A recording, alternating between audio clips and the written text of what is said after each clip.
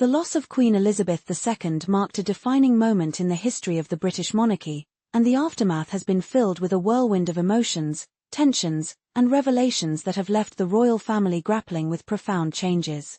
Prince William, mourning the loss of his grandmother, now finds himself at the helm of a new era.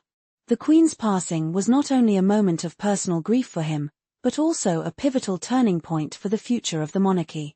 The royal family's public grief was coupled with the realization that the monarchy's future was now shaped by decisions that would reverberate for generations. As the world watched in silence, Prince William stood before the royal family and the closest confidants at the reading of Queen Elizabeth II's will. The room was heavy with anticipation, for the will was not just a legal document, it was a key to the future, revealing secrets and decisions that would redefine the monarchy. It wasn't merely a matter of distributing her wealth or precious heirlooms. The will was a revelation that threatened to upend royal traditions, to expose hidden truths, and to challenge the very foundation upon which the monarchy stood. The air thickened as Prince William began reading the document. The gravity of the moment settled in, for the Queen's final wishes were not just about her material possessions but about how the monarchy would adapt in an ever-changing world. It was a blueprint, a roadmap that would guide the monarchy's path for years to come. The decisions revealed within her will were nothing short of groundbreaking, offering glimpses into a future where tradition and modernity collided in the most unexpected ways. Among the most shocking revelations were the arrangements surrounding the royal properties. Buckingham Palace, Windsor Castle, and even Balmoral homes that had long been considered family heirlooms were no longer guaranteed to pass directly to Prince Charles or Prince William. Instead, they were part of the Crown estate, a move that ensured they would remain within the royal family's grasp but not under the ownership of any single individual. This unexpected turn left the royal family and the public stunned, as these properties had always been seen as symbols of familial legacy. Balmoral, the Queen's beloved Scottish retreat, was subject to similar unexpected arrangements, shared among several family members, rather than passing directly to Charles or William.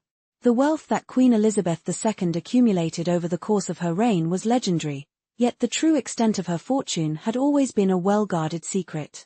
As the details of her personal wealth came to light, the room was filled with gasps. Her investments, art collections, and private ventures had amassed an extraordinary fortune. While certain assets remained within the royal vaults, others were earmarked for specific family members, sparking debates about favoritism and the future balance of power within the monarchy.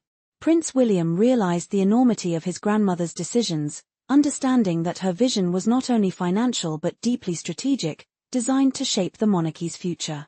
The Queen's personal collection of art, which had long been thought to be part of the royal public collection, was another revelation that left the family reeling. Masterpieces by Rembrandt, Vermeer, and other renowned artists were not part of the public archives as everyone had assumed. These priceless works, once thought to be royal property, were private treasures, passed down to specific family members.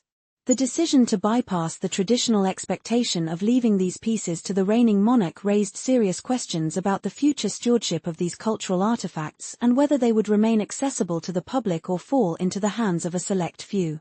One of the most poignant and fascinating aspects of the will was the division of Queen Elizabeth's iconic jewelry collection. The Queen's tiaras, necklaces, and brooches were not just ornaments, they were symbols of royal power, history, and continuity. Many assumed that the jewels would pass to the reigning monarch, but the will painted a different picture. Catherine, the Duchess of Cambridge, was named as the recipient of several key pieces, aligning with her future role as Queen Consort. However, the Queen's more personal pieces were reserved for William's children, ensuring that the younger generation would carry forward the family's legacy. Beyond material wealth, the Queen's will also revealed her commitment to the monarchy's legacy through her charitable donations and historical archives. Rare books, family manuscripts, and documents detailing the monarchy's history were also distributed among the family. These items were more than just sentimental keepsakes, they were records of the monarchy's past, a vital link to the history that shaped the royal family. Queen Elizabeth's decision to distribute these treasures across the family rather than keep them centralized in royal archives suggested a desire to decentralize the monarchy's legacy. Yet this also raised concerns about whether the monarchy could maintain its unity amidst such sweeping changes.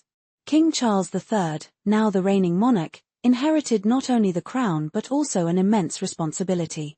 The properties of Sandringham and Balmoral, along with private investments, placed a significant burden on him to navigate the future of the monarchy with care and diplomacy. While his ascension to the throne was anticipated, the private wealth and assets left by the Queen were not. These were not just symbols of power but crucial tools that would help him maintain the monarchy's stability during an era of growing public scrutiny. But it wasn't just the tangible assets that caused ripples within the family. The Queen's personal possessions, her jewelry, heirlooms, and keepsakes, were distributed in a manner that reflected her emotional bonds with her family members. While Prince William and Catherine were natural recipients of many of these treasures, some items were given to less prominent members of the family. This move, intended to balance the scales within the family, created tension among those who felt overlooked or undervalued. The will's contents also shed light on Queen Elizabeth's far-reaching sense of duty. Charitable causes and institutions she had long supported were prominently featured in her final wishes. Her philanthropic efforts were a reminder that her legacy wasn't confined to the walls of the palace, and her commitment to giving back to society would continue long after her passing. Yet, these decisions raised questions about the monarchy's continued role in public life and how its resources would be distributed moving forward. As Prince William read the final lines of the will, it became clear that the Queen's vision extended far beyond her family. The future of the monarchy, as laid out in her final wishes, would require careful stewardship to ensure that the values and traditions she held dear would be passed on to future generations. The challenge of preserving the monarchy's heritage while adapting to the changing expectations of society now fell to Prince William and King Charles. The will was not just a document of inheritance, it was a guide for navigating the complexities of tradition, power, and change in the 21st century. With the Queen's death, the royal family found itself at a crossroads. Prince William's reading of the will was a moment of profound realization. The monarchy's future was not guaranteed by tradition alone. The Queen's final wishes, while rooted in history, were also a bold step toward modernizing the monarchy. The balance between maintaining the monarchy's legacy and adapting to the evolving needs of the public would be a delicate one, and it was a challenge that would define the future of the royal family for years to come. As the family faced the reality of these decisions, it was clear that the monarchy's future would no longer be defined solely by its past. The will served as both a map and a challenge, urging the royal family to navigate a future that honored tradition while embracing change. For Prince William, the inheritance of the Queen's treasures, both material and emotional, was not just an honor but a responsibility. The monarchy's survival depended on how well the family could adapt, modernize, and honor the past in the face of a rapidly changing world.